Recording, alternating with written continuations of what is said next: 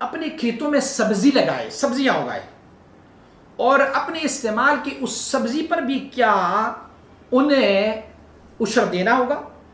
तो खेत में उगाई गई सब्जियां ख्वाह थोड़ी हो या फिर ज्यादा हो, मंडी में फरोख्त करने के लिए हो या फिर घर के इस्तेमाल में हो, उन पर उशर या निस्फ उशर वाजिब हो। फ्री में मिले पानी तो उसमें आपने 10वां हिस्सा देना है, पैसों से मिले, उजरत से मिले, ट्यूबवेल से मिले, बिजली खर्च हो तो उसमें आपने 20वां हिस्सा देना है। तो सब्जियां अगर उगाई ना अपने घर के लिए, खेतों में, अपने लिए, घर के लिए, फरोख्त के लिए, जिस सूरत हाल में भी है उसमें भी उशर लाजिम है।